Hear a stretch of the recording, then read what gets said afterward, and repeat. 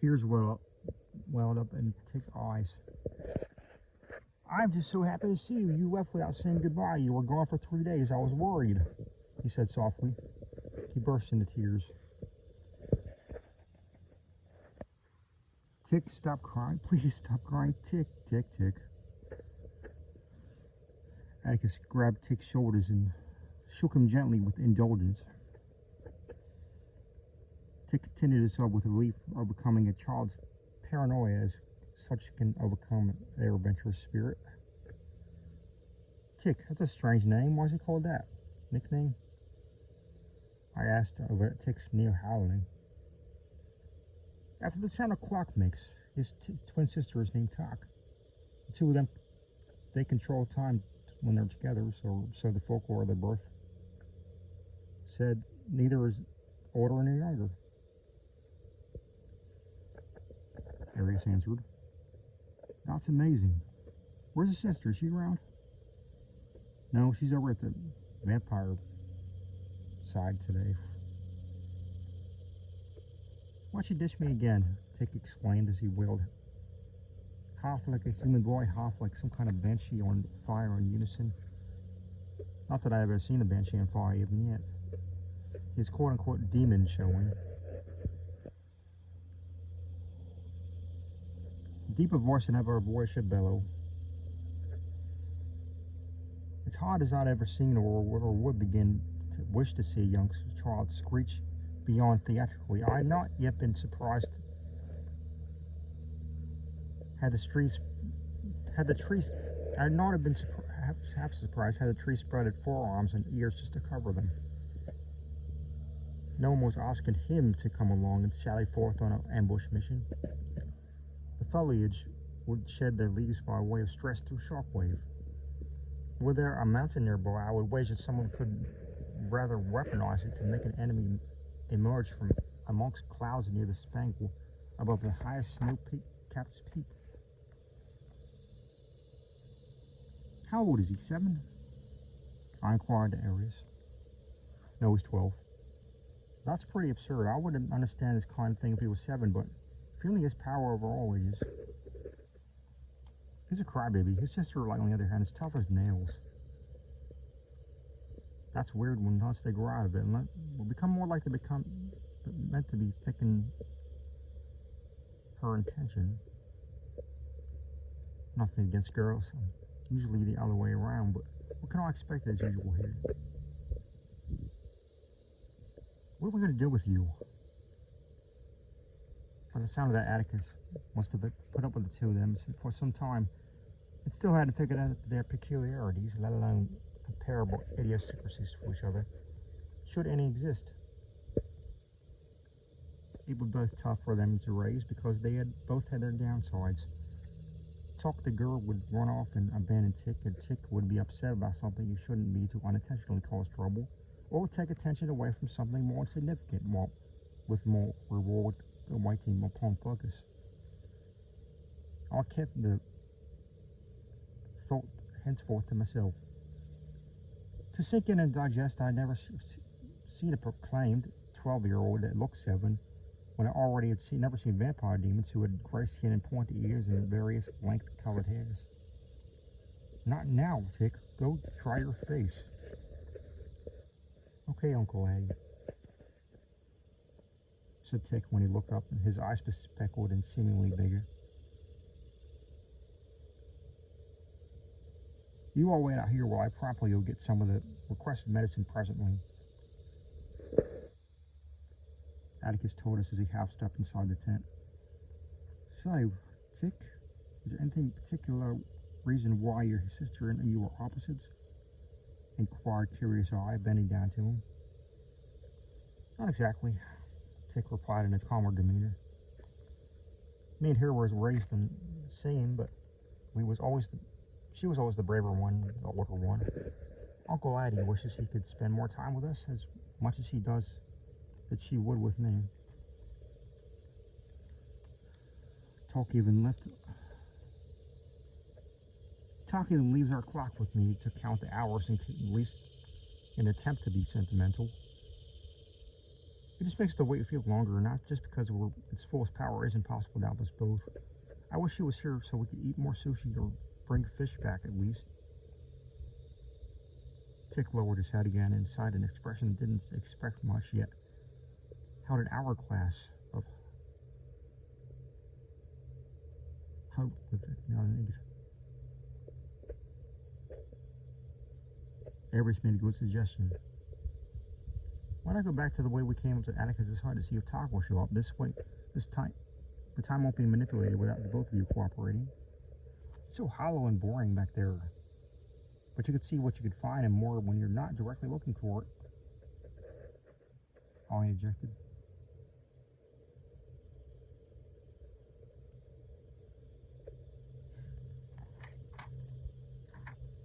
Would it be worth going back? There's probably nothing there. Then again, on the contrary, if we went back, we find things we never expect to. Life plays like that. Atticus came out of the tent holding a first aid kit and another big bag full of some assorted medicines. Well, I have a job to do. Follow if you wish, sighed Atticus. Coming, Uncle Atticus, chirped Tick, bouncing after him. That boy, groaned Arius. He seems very strange. Being a half-fox demon only makes him stranger. I thought humans and demons were fighting. Not over just land, I said, perplexed. Doesn't mean humans and certain demons don't fall in love, but besides, not all demons are bad, explained Ares. True, and not all humans are good. That's where you go. character.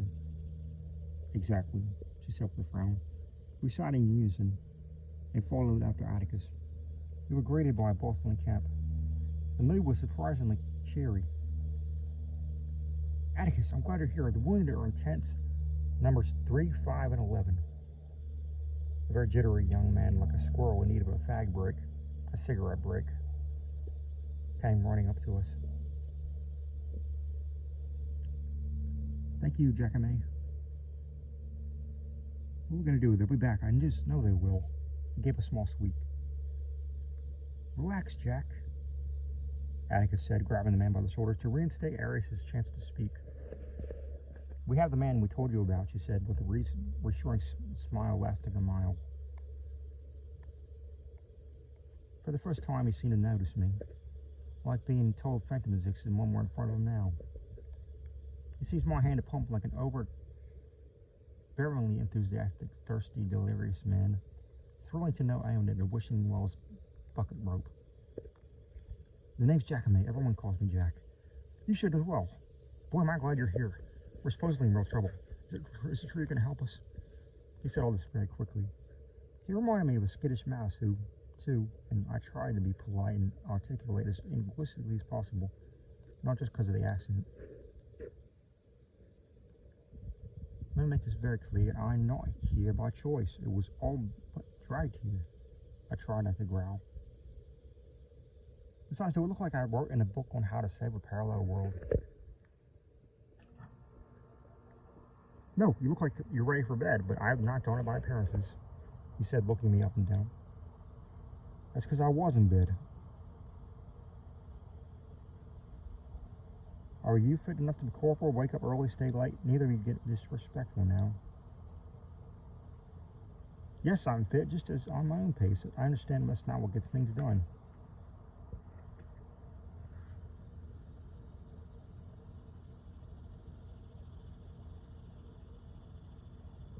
We can tell since we hire folks, even for others' positions as need be. Here, take this bag of medicine in your tent for me. Sure thing, Chief.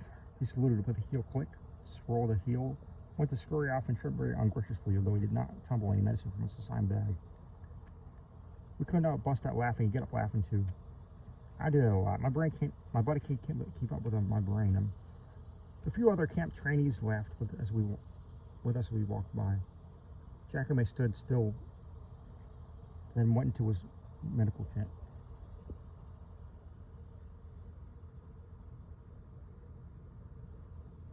Atticus turned to us.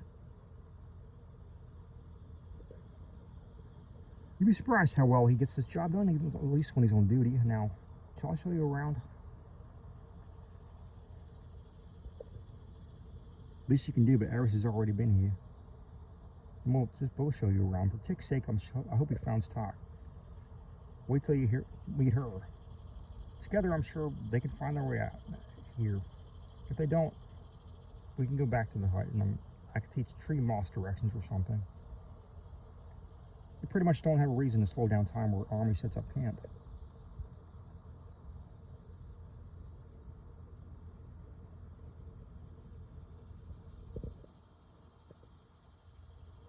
Firstly, it must be more significant to tend to your business with medicinal distribution.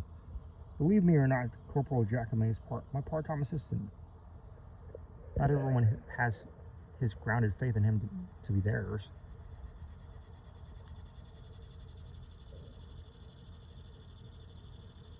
Compromising and all has its underrated rewards. By the way, Arius interrupted. Talk about Tick or Talk reminded me of Yahiko. I should go see what he's up to with the West Guardian.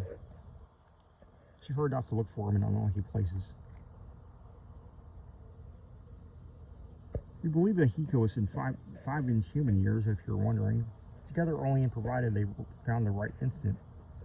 Tick and Talk can slow time down, and Talk needn't begrudge us. Order of us names for this purpose, as petty as some kids may be. He's been a softie since their orphaning, and not one of them knew how to control time before the other one. It's in their nature. My honest opinion, personal wish is that would or indeed could speed up this war, or end it, hence their names. Can't rely on them alone. We don't know if their parents called them this. This is a nickname. If they didn't, they're this much more resilient to nicknames over actions. It's not that simple to quicken through processes anyhow. I believe I know what you mean. I applaud it all, not emphasizing so much stick and enthusiasm.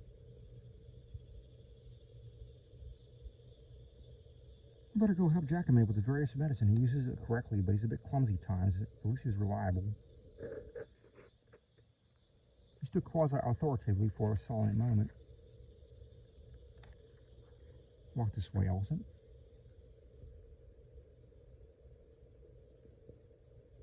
I followed attentively as he looked around and added, "Curse Kexen for declaring this blasted war after falsely concluding humans and some vampire demons are inferior. It gets worse every day.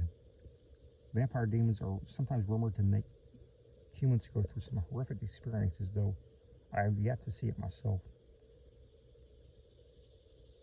Rumor often is worse. They supposedly don't do it all the same, so they do it privately. Captured, tortured, humiliated. The only act of mercy in comparison is they probably slaughter the hopeless mortals when they don't know the meaning of the phrase hope anymore. But it's doing back, dehumanizing the hostage vampire demon or the human beings straight up vengeful. Less human does not equal more vampire demon, nor vice versa. They carry their fetters of reputation just as humans. Such yourself. Being one or the other is not about competition or superior or inferior. I'm not said to be hopeless. Walk in his shadows. Don't waste time comparing alone." In front of his tent, Atticus turned to me and unexpectedly grinned like a swift mood swing. "Yeah, if the predictions nobody can rightfully recall the origin of anyway are true, it can all help us rewrite different ways to all add up to the same intention. Because hope is worth the temporary vice grip of pressure, and those who never interpret problems didn't already exist, just like you. This is our dream. We were all but voted because we helping you first. Not because of some lottery, not because we expect back. That's business, but for the atoms of good deed examples to set. Deeds go far beyond pieces of paper for claim. You're the one we want most because your dreams have been the most interesting. Catch promise of your wretched life chapter, if you will. One cannot the other, move on." I noticed how quite colorfully descriptive Atticus became when I summoned his chinwag. He was hid in the cool haze of shade amidst the glaring sun rays as soon as we stepped into the tent. Corporal Jacome was not exactly currently there, for he probably went to look for someone else to help. Confident as he may have been clumsy, he had by now taken the medicines requested and retrieved it out of the bag like some model of skyscrapers on a table nearby.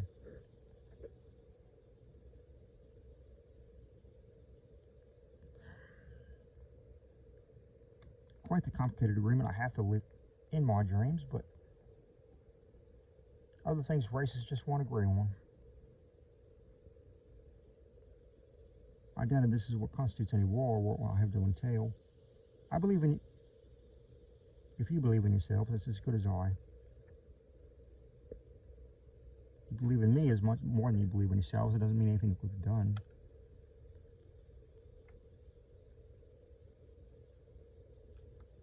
I understand the Kexen side just won't believe prophecy, conducting arrangement, or organization when they've got practical means. The peak of tolerance is indeed a doozy. You'll be ready to help both sides truce in no time. Have we but be grace with it.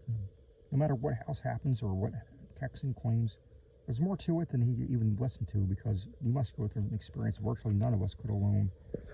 Human, demon, good, bad, connotation, be what it will to the individual human mind.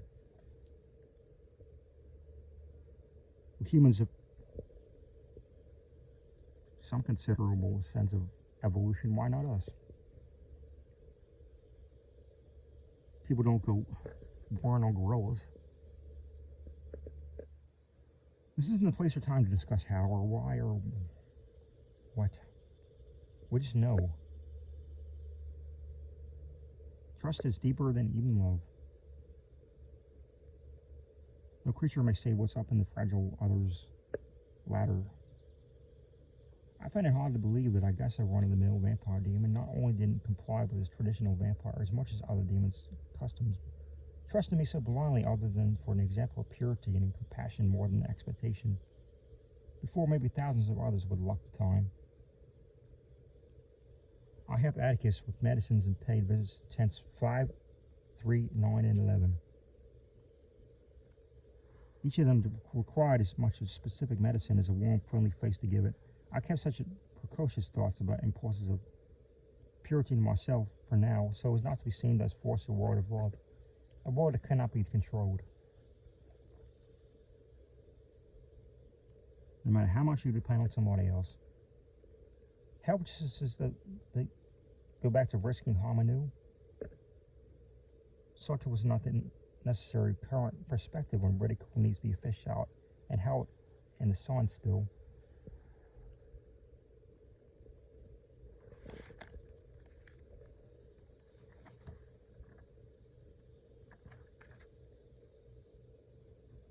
Aries pinpointed us and introduced a 9-year-old in a black striped robe and waltzed over and embraced Atticus in a bear hug, as if they were old friends in another life who just met anew.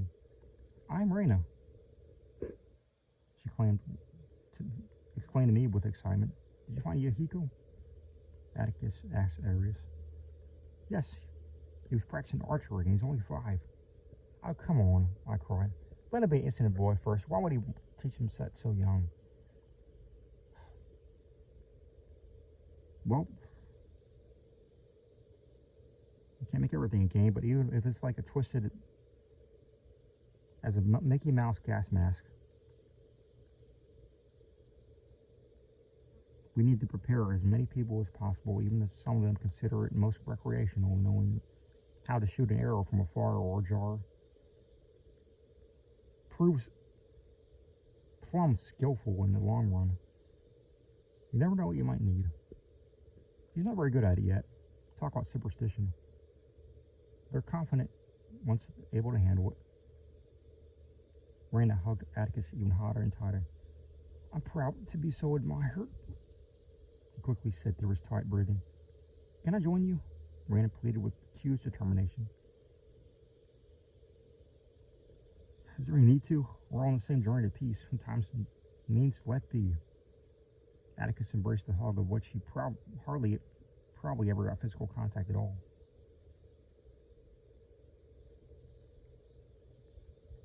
When it was clearly certainly the last thing he expected of anyone he met moments ago. Can't just go up hugging people.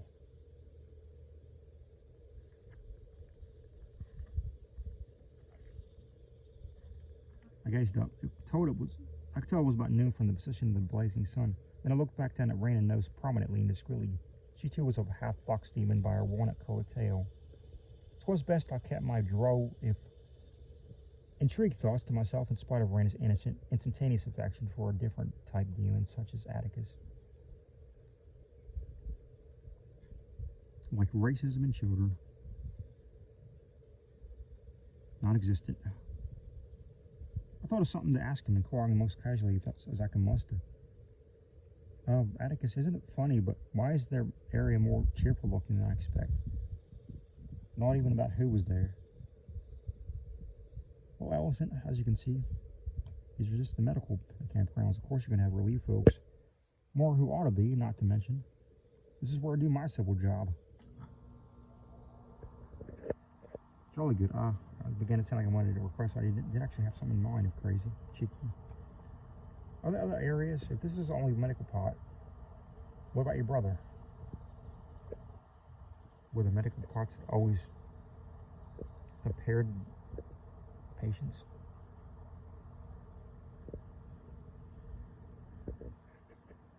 After all, since I'm meeting so many new people today, I should go meet him as well. You should? You would? You won't find him checking on wound soldiers too, but I guess I can informally introduce you. When we aren't under attack or simultaneous alert, we all have to attend to our significant assigned duties. We're sort of yin and yang. I'm the doctor and he's a general. Our jobs are almost two of the most crucial and contradictory almost. As if people still didn't need medical care without declaring war, no less. You think they'll be the ones executed, only or reasoned with. Don't you think it'll be alarmed to see me? I'm just another human. On the contrary, everybody knows your arrival was foretold, so I believe he'll be delighted or even honored. Really, I'm smashing, getting to meet new creatures and to address their similar desires. It's beginning to lift my spirits a bit.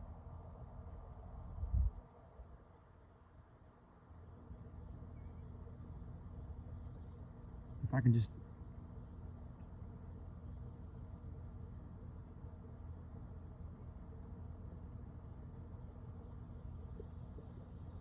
be someone who can give examples without seeming inferior or superior to anyone else. I want to come too. Okay, Atticus looked out of breath, but relieved he could breathe again without restrained pressure at all. After you meet him, I can get you your own sword. When I heard you were on your way here, I had a blacksmith named Yurikasha make it and put a spell on it. So nobody but you can pick it up. In case you was, I work to procure it for you and all. She's called Elisent.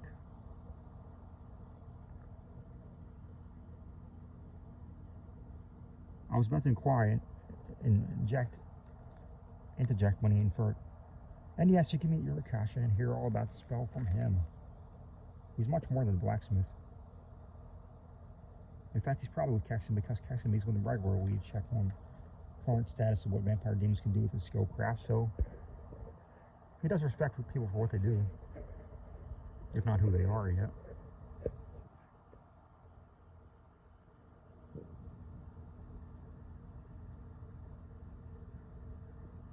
I guess that was a step.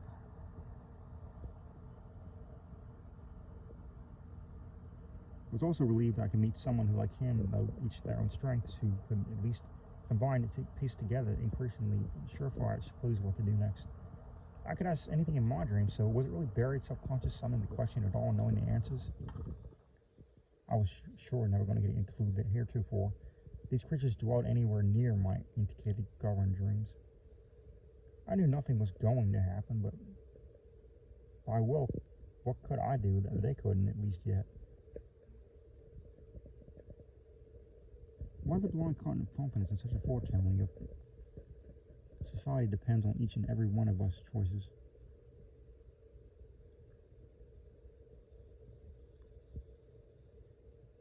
Thus my anticipation slowly faded to the quick as such questions sparked through flooded in my mind.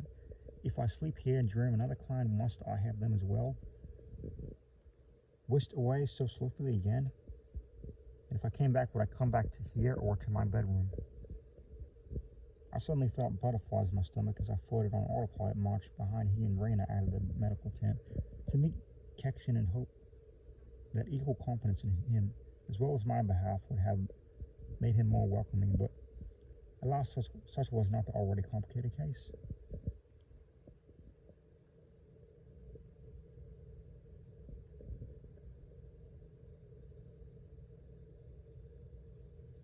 There was a very conspicuous change in the environment.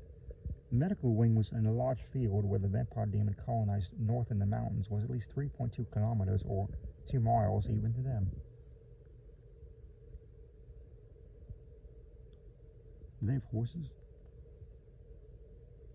The general sun kissed the gathering clouds in the air from the direction of the mountains, chilled the area farther away from the medfield. One cowardice notion paddled my mental stream. Maybe I could get colder feet than this air, and had I known Aries better at the time, she wasn't able to get lost in the forest, dishing a creature in increasingly dire need.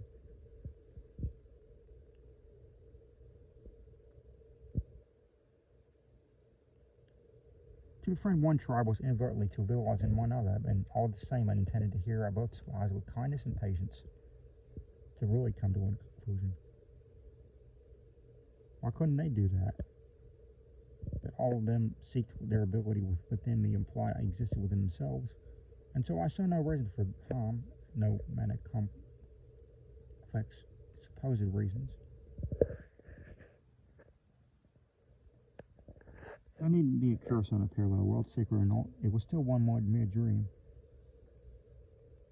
Was there really nobody here as because of society to look at the big picture of destruction of even one race did not make remaining superior? Survival of the fittest is the common sense of order. Even the wolves have their own order and only in packs.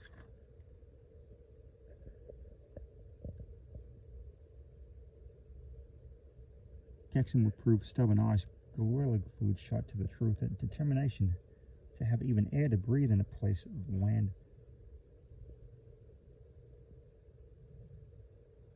Was not an uncommon goal that the human shared, so fate rested in my hands as the power of the outsider to see what Kexen really wanted without me any deliberation. His ego would take persuading, I was warned. I could teach him the history of where I come and see how similar it is, to show him he doesn't have an uncommon goal.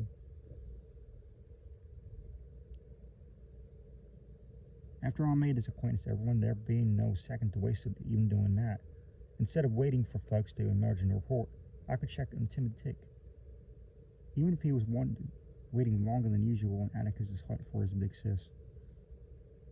Either I had to ask permission or start granting it through consultation. Poor bugger.